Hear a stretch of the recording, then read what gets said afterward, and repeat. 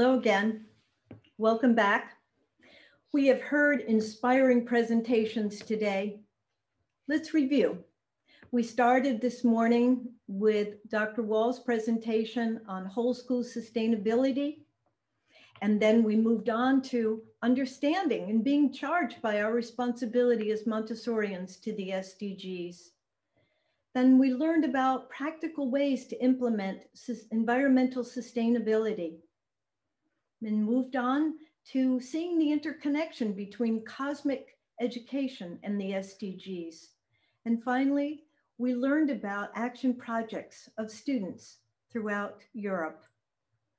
Well, as a final speaker today, my aim is to weave all these ideas together into the tapestry of peace.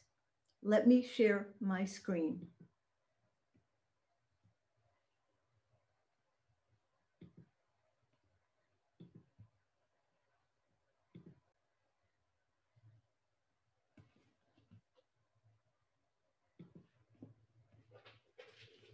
We are all familiar with this quote of Dr. Montessori: education or preventing conflict is a work of politics, and establishing peace is the work of education.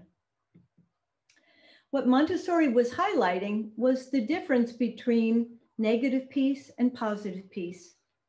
Negative peace being the absence of war, of conflict, of violence, and the absence of injustice. And positive peace as pursuing social harmony and justice that meets the basic needs and rights of all people.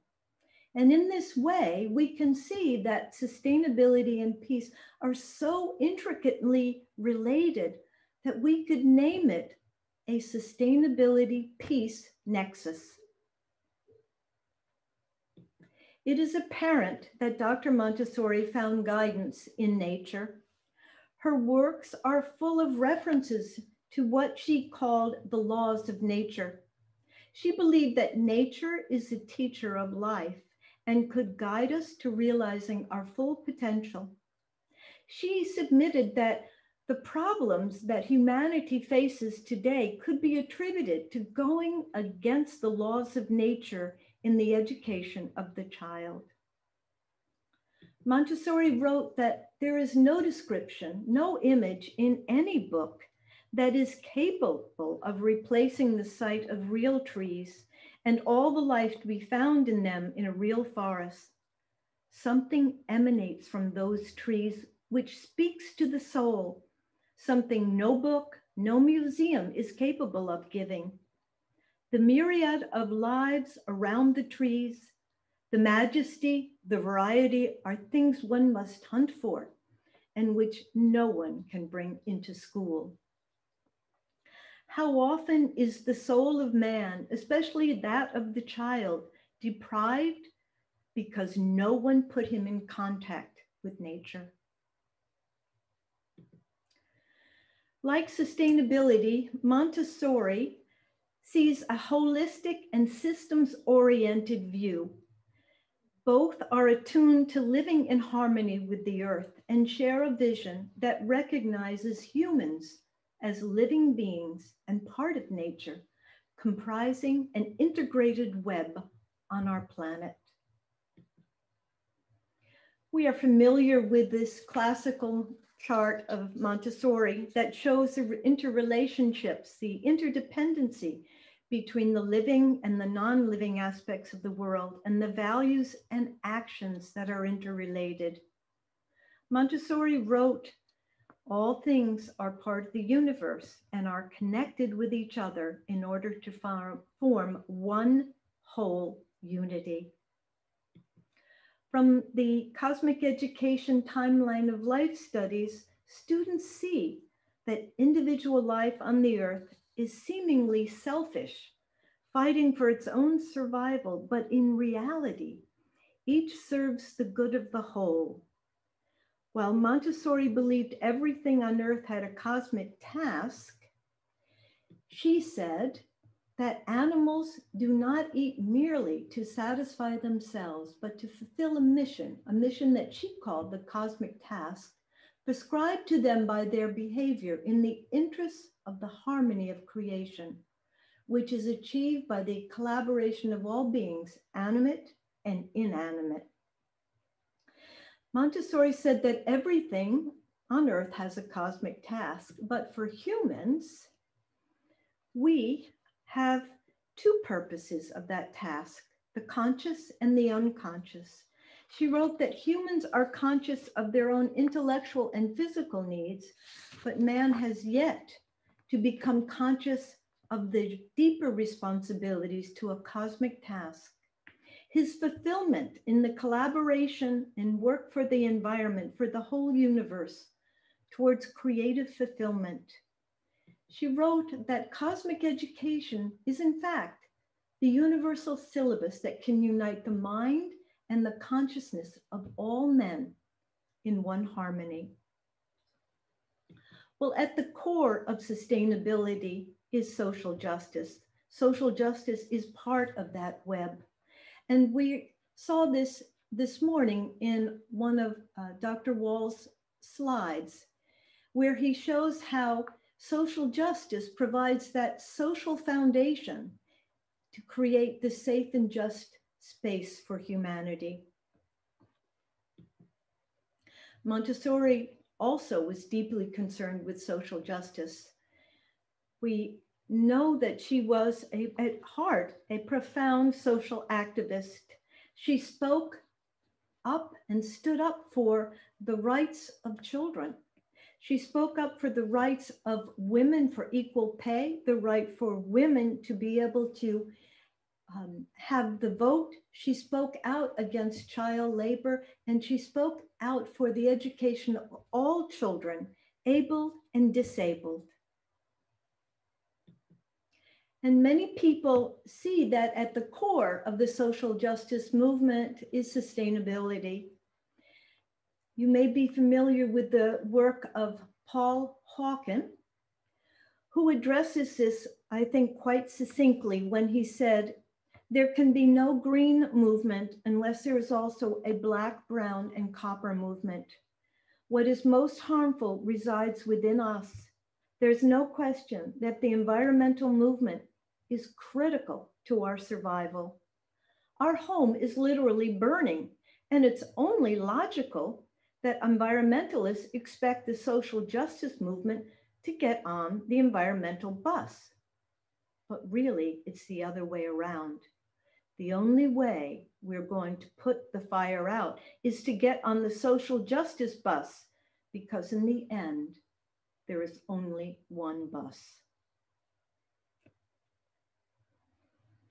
Well, in 1936, when the world was about to fall into the catastrophe of World War II, Dr. Montessori argued that individual nations with their borders no longer had a reason to exist, because we form really one nation, a single nation.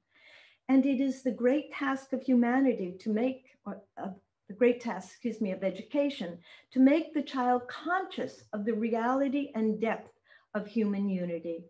Above all, we must make the children understand how extraordinarily moving it is that men are united not by their interests alone, but by a deeper bond that exists at the very root of their brotherhood, an awareness of universal solidarity.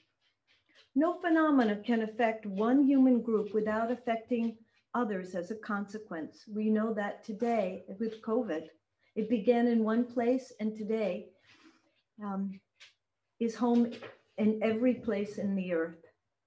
To put it a better way, Montessori said, the interest of any one group is the interest of all.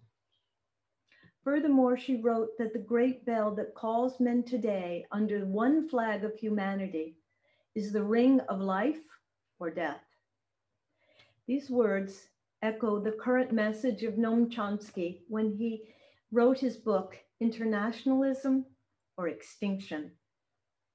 Internationalism in our globalized, interdependent world is critical to sustain life for all. It is a principle that everyone works together and accepts global responsibility towards the challenges that the world faces. And these challenges are laid out in the UN Sustainable Development Goals. In her book, Education and Peace, Montessori wrote, "It is quite strange that as yet there is no such thing as a science of peace, since the science of war appears to be so highly advanced.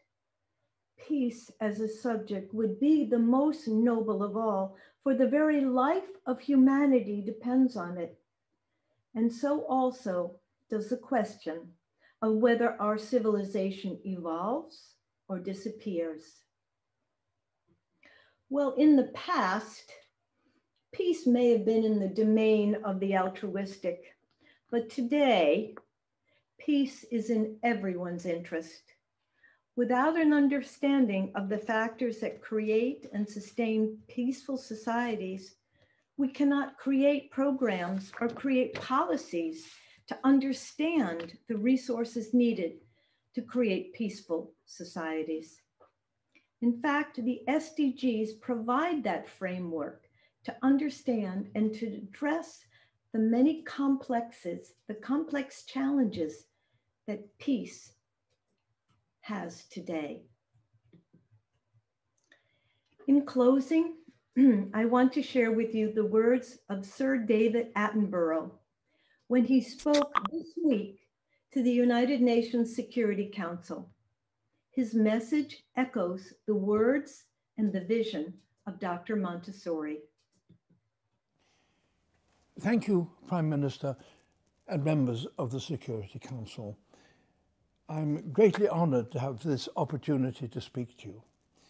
I'm not a politician, nor am I a diplomat. I speak as a member of the public who listens to your deliberations and pronouncements with care and concern. We know that the security of the entire world depends on your decisions, that you hold the key to preventing a repetition of that global catastrophe, the Great War that took place during my youth and transformed a whole generation. And that awesome responsibility, I know well, still rests with you. But may I plead that today there are threats to security of a new and unprecedented kind. These threats do not divide us. They are threats which should unite us, no matter from which part of the world we come, for they face us all. They are rising global temperatures, the despoiling of the ocean, that vast universal larder on which people everywhere depend for their food. Changes in the pattern of weather worldwide that pay no regard to national boundaries, but that can turn forests into deserts, drown great cities, and lead to the extermination of huge numbers of the other creatures with which we share this planet. No matter what we do now, some of these threats will assuredly become reality within a few short years. Others could, in the lifetime of today's young people, destroy entire cities and societies, even altering the stability of the entire world. The heating of our planet has already reached the point that the impacts on the poorest and most vulnerable people are profound. But this is only the beginning of this crisis. In the last 150 years, the world has warmed on average by just over 1 degree Celsius, and our atmosphere now contains concentrations of carbon dioxide that have not been equaled for millions of years. We are today perilously close to tipping points that, once passed, will send global temperatures spiraling catastrophically higher. If we continue on our current path, we will face the collapse of everything that gives us our security: food production, access to fresh water, habitable ambient temperature, and ocean food chains. And if the natural world can no longer support the most basic of our needs, then much of the rest of civilization will quickly break down. Please make no mistake. Climate change is the biggest threat to security that modern humans have ever faced. I don't envy you the responsibility that this places on all of you and your governments. We have left the stable and secure climatic period that gave birth to our civilizations. There is no going back. No matter what we do now, it's too late to avoid climate change. And the poorest and most vulnerable, those with the least security, are now certain to suffer. Our duty right now is surely to do all we can to help those in the most immediate danger. But of course, we have a parallel duty. And it's here where I think there are grounds for hope. While it's true we can never go back to the stable, benign climate that enabled us to flourish for the past 10,000 years, I do believe that if we act fast enough, we can reach a new stable state. In November this year, at COP26 in Glasgow, we have what may be our last opportunity to make this step change.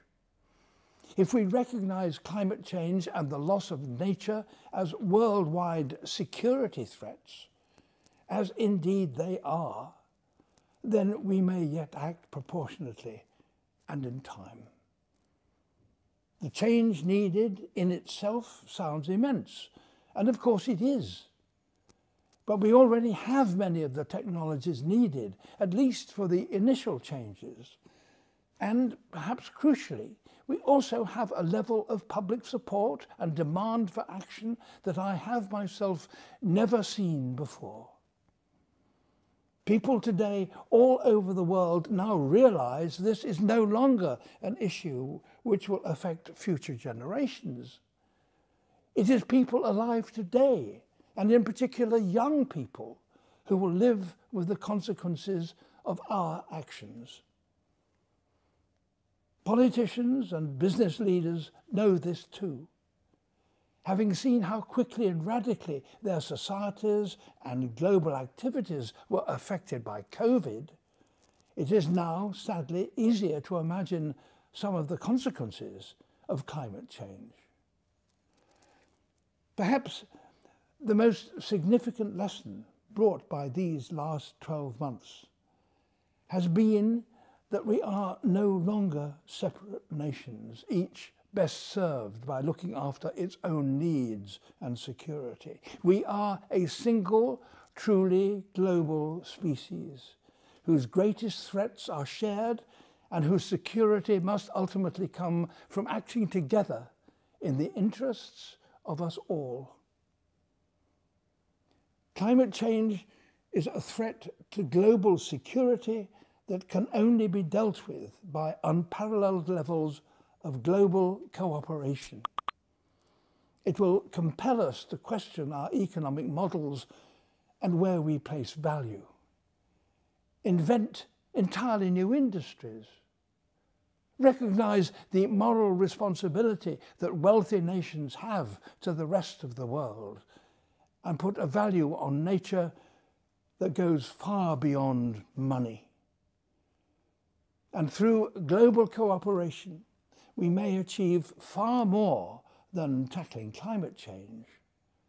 We may finally create a stable, healthy world where resources are equally shared and where we thrive in balance with the rest of the natural world. We may, for the first time in the entire history of humanity, come to know what it feels like to be secure.